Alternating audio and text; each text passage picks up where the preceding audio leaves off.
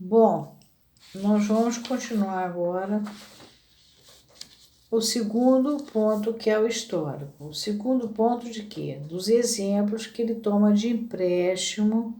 Um ele tira dos bancos de escola e o outro ele chama de histórico, de mais vivo na nossa época, que é justamente desse equívoco que se opera. Você faz uma coisa, uma ação, faz da sua ação um objeto e para ela devolver em tempo hábil o seu lugar de fundador. Então, por que isso aqui faz de conta que não? É uma coisa vem em decorrência da outra. A primeira é as bolinhas de gude que eu dei exemplo lá do Kant. A segunda, ele tira da questão histórica, ele fala. O segundo, o exemplo, é histórico. Ele fala, primeiro tempo, o homem que trabalha na produção em nossa sociedade inclui-se na categoria dos proletários, ou seja, vive do salário da sua força de trabalho.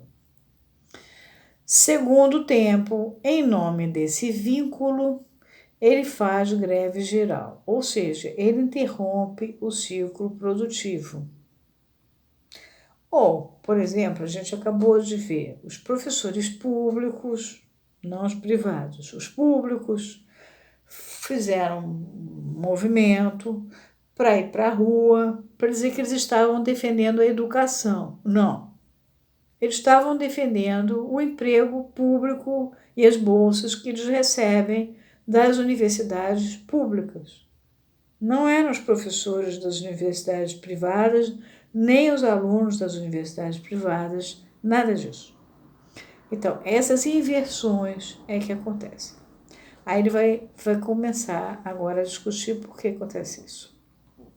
Se esses dois exemplos brotam para nós dos campos mais contrastantes no concreto, o funcionamento cada vez mais lícito, quer dizer, em conformidade com a lei matemática, a face implacável da exploração capitalista, é que, embora eles nos pareçam provir de muito longe, seus efeitos vêm a constituir nossa subsistência.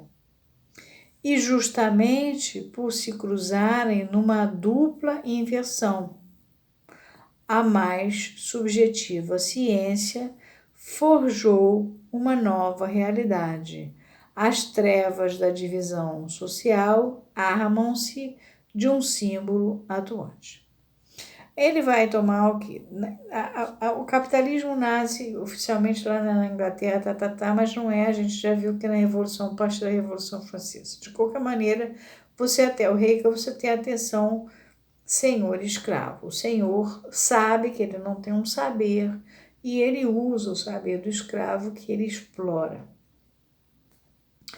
No capitalismo, o que o camarada faz? Ele sabe que ele não tem um saber, compra a sua força de trabalho, não paga o valor total do que você está produzindo, tem uma retirada aí, que é o lucro dele, chamado a mais-valia.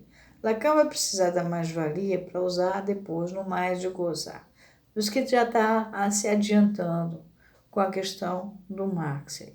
O que está em jogo é a questão da mais-valia que está aí. E que não fica visível, não se discute a questão da mais-valia. Você faz greve ou você diz que pegou a bolinha de gude e tal, mas o que você não está discutindo é o fundamental da coisa.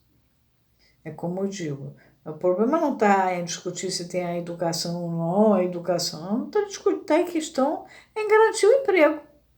É aí que está. Emprego público, na escola pública. Da mesma forma, o empregado faz greve. O que ele não discute é a mais-valia. É aí onde o Lacan vai.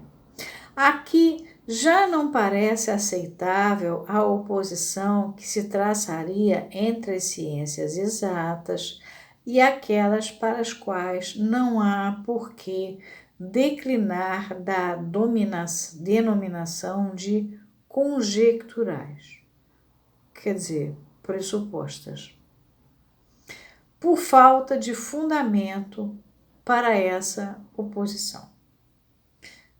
Esses dois últimos parágrafos foram também reescritos em 66. Tanto esse dos exemplos que brotam, que ele vai falar, que eu falei que ele está falando na realidade da mais-valia, e esse outro que ele vai falar desse nome de conjecturais. Pois a exatidão se distingue da verdade, verdade é o que vela e desvela. E a conjectura não impede o rigor. Mesmo sendo conjectural, não quer dizer que não possa ter rigor. E se a ciência experimental herda das matemáticas sua exatidão, nem por isso sua relação com a natureza é menos problemática. A gente viu o Máxima fazendo as coisas aí que ele se propôs.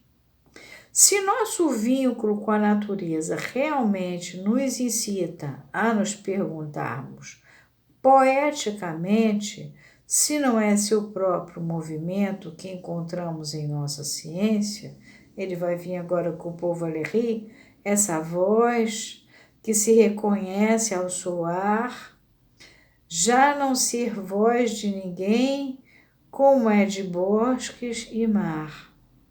Está claro que nossa física é apenas uma fabricação mental, cujo instrumento é o símbolo matemático. Tem uma briga eterna dos físicos com os matemáticos. Augusto Comte dizia que a matemática era a rainha e a serva de todas as ciências. Eu acho que a rainha é a física, a serva é a matemática, porque você não faz nada sem usar a matemática para dizer que hora estava, tá vendo? Tá tudo encaixadinho aqui. Ele está falando isso. O texto em francês é cette voix qui se connaît quand elle sonne, n'être plus la voix de personne, tant que des ondes de bois. É do Paul Valéry. Bom, paramos aqui e vocês veem que Lacan bota o dedo na ferida das coisas mesmo. Vou só terminar aqui, pois a ciência experimental não se define tanto pela quantidade a que efetivamente se aplica, mas pela medida que introduz no real.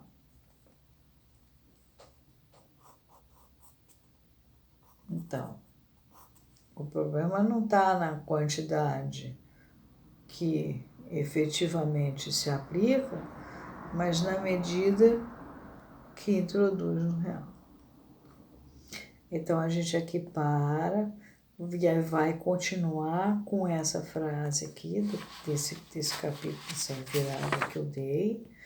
Por quê? Porque a gente vai passar por Galileu, etc. Tá? Vamos ficar aqui.